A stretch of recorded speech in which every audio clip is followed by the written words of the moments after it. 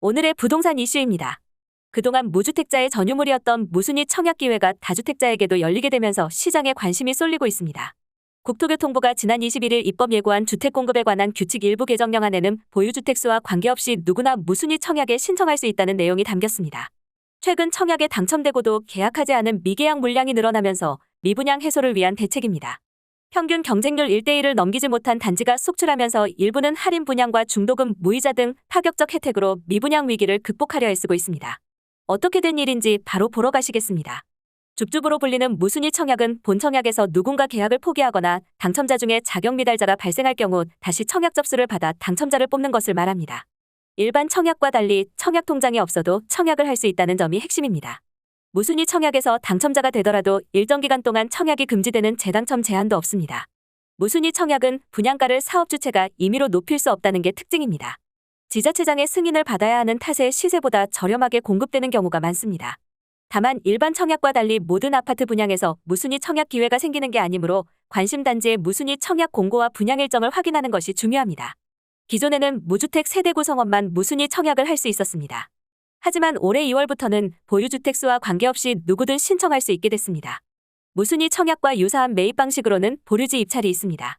보류지는 정비사업을 진행한 단지에서 분양 착오로 조합원의 물량이 누락되는 경우 등을 방지하기 위해 일부 가구를 분양하지 않고 남겨두는 물량입니다. 이는 조합의 의무사항으로 반드시 보류지를 남겨야 합니다. 최대 전체 가구의 1%까지 남겨놓을 수 있습니다. 보편적으로 조합은 일반 분양에 앞서 10에서 20가구가량을 보류지 물량으로 빼놓습니다. 보류지 입찰은 청약 통장이 없어도 참여할 수 있습니다. 다만 무순위 청약과 달리 보류지 입찰은 청약이 아닌 입찰 방식을 통해 판매합니다. 먼저 조합 측이 최저 입찰가를 제시하면 가장 높게 금액을 써낸 사람부터 낙찰을 받게 됩니다.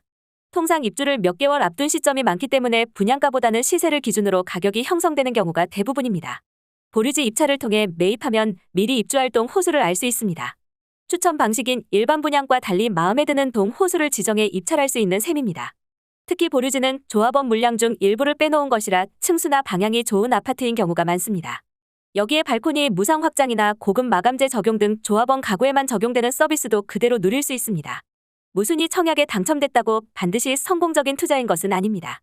미계약분이 나온다는 것은 시세보다 분양가가 높거나 입지가 별로 좋지 않은 탓일 가능성이 있기 때문입니다.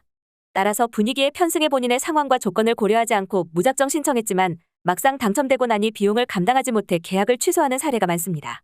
실제로 지난해 무순위 청약을 진행한 서울 강북구 수유동 칸타빌 수유팰리스의 경우 분양가를 낮추면서 예비 청약자들을 모았지만 결국 계약 포기가 잇따르며 총 5번의 무순위 청약을 진행했습니다. 이는 지난해 6차례 무순위 청약을 진행한 인천 연수구 송도동 송도럭스오션 SK뷰, 경기 의정부시 의정부동 의정부월드 메르디앙 등 여러 단지에서도 똑같은 사태가 발생했습니다. 보류지 입찰은 단기간에 자금을 조달해야 한다는 점을 주의해야 합니다. 보류지 입찰은 낙찰 통보일로부터 통상 10일 이내 계약금을 준비해야 합니다. 이후 60일 전후로 잔금을 지불해야 하므로 청약과 비교해 잔금 납부 기한이 짧습니다. 만약 기한 내 잔금을 준비하지 못할 경우 연 18%의 연체료를 물고 30일까지 연체가 가능하지만 연체 기한까지 넘긴다면 계약이 해제됩니다. 잔금 미납으로 계약이 해제될 경우 입찰 보증금은 해당 아파트 조합에 귀속되므로 돈을 날릴 위험이 있습니다. 특히 보존 등기가 미등기 상태인 보류지의 경우 중도금 대출이나 주택담보대출이 어렵기 때문에 단기간 자금 조달이 가능한 경우에만 보류지 입찰을 고려하는 것이 좋습니다. 부동산 시장 침체가 지속되면서 미분양 한파가 청약 시장을 덮쳤습니다. 평균 경쟁률 1대1을 넘기지 못한 단지가 속출하면서 일부는 할인 분양과 중도금 무이자 등 파격적 혜택으로 미분양 위기를 극복하려 애쓰고 있습니다. 29일 한국부동산원 청약홈에 따르면 이달 청약을 진행한 11개 단지 중 평균 경쟁률이 1대1을 넘어선 단지는 3곳에 그쳤습니다.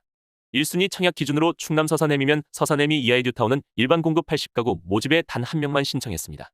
인천 미추홀구 숭이동 인천석정 한신더유도 139가구 모집에 17명이 신청했고 인천 연수구 송도역 경남하너스빌도 94가구 모집에 통장 20개만 접수돼 0.21대1의 경쟁률을 기록했습니다.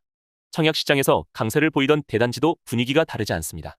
경기 안양시 호계동 평촌센텀퍼스트는 1150가구 모집에 257명이 신청해 경쟁률 0.2대1에 그쳤습니다. 727가구를 모집한 전북 익산 부송대시양 민간참여형 공공분양주택도 120명이 신청하는데 그쳐 0.17대1의 경쟁률을 보였습니다. 현대건설이 시공한 대구 동구 힐스테이트 동대구 센트럴은 478가구 모집에 10명이 신청했습니다. 다만 분양 수요가 많고 가격 경쟁력이 높은 일부 단지는 여전히 높은 경쟁률을 보이기도 했습니다. 창원 롯데캐슬 포레스트 1블록과 2블록 등 두 곳은 461가구, 491가구 모집에 각각 1만 3천여 명이 몰리며 28대 1의 경쟁률로 1순위에서 청약을 마감했습니다. 창원은 일자리가 풍부해지고 수요가 꾸준히 있는데 신축 대단지 아파트가 많지 않고 인근 단지보다 분양가가 저렴한 점이 반영된 것으로 보입니다. 고금리로 대출이자 부담이 늘어난 만큼 청약시장 한파는 당분간 지속될 것으로 보입니다. 특히 정부가 서울 4개구, 강남 서초, 송파, 용산을 제외한 전역을 규제지역에서 해제하면서 서울 21개구와 동일한 비규제 지역 선상에 놓인 지방과 수도권 지역의 경쟁력이 저하될 가능성이 있습니다. 김웅식 리얼투데이 리서치연구원은 수도권은 1, 3대책으로 다양한 규제가 풀려 분양가만 합리적이라면 많은 청약자를 모을 수 있을 것으로 전망된다 라면서도 지방은 이미 전매 제한이 없는 곳이 많았기 때문에 상대적으로 이번 대책으로 바뀌는 것이 없어 지난해보다 상승하기는 어려울 것으로 보인다 라고 덧붙였습니다. 상황이 이렇게 되자 일부 단지는 금융지원 등으로 미분양을 해소하기 위해 노력하고 있습니다. 특히 공급 폭탄으로 지난해부터 장기 미분양 단지가 쌓이고 있는 대구에서는 할인 분양을 내건 단지가 줄을 잇고 있습니다. 대구 서구 내당동 두류스타일스는 지난해 10월 195가구 모집에 64명만 청약하면서 현재 할인 분양에 나섰습니다. 이 단지는 기존 분양가에서 10%를 할인해주고 중도금 전액 무이자 지원과 선착순 계약자에만 축하금 400만 원과 공기청정기를 증정합니다. 대구 수성구 시즈라운 프라이빗도 입주지원금 7천만 원과 중도금 무이자, 시스템 에어컨 4대 무상 시공 등 8,500여만 원 상당의 혜택을 제공한다고 홍보하고 있습니다. 파주시 이편한 세상 헤이리, 충북 음성군 음성자이 센트럴시티, 경남 거제시 거제안 신더유 등도 중도금 전액 무이자 지원을 하고 있습니다. 서울도 예외는 아닙니다. 인근 단지보다 비싸게 책정된 분양가 때문에 미분양 물량이 나온 서울 구로구 오류동 천왕형 모아일가 트레뷰는 3천만 원 현금 지원, 중도금 무이자, 발코니 무상 확장, 계약금 최대 5천만 원 무이자 대출 등을 제공하고 입주 전 계약을 취소해도 계약금을 돌려줍니다. 전문가들은 향후 미분양 물량이 늘어날 것으로 우려하는 한편 중소형 건설사의 상황은 더 어려워질 것으로 전망했습니다.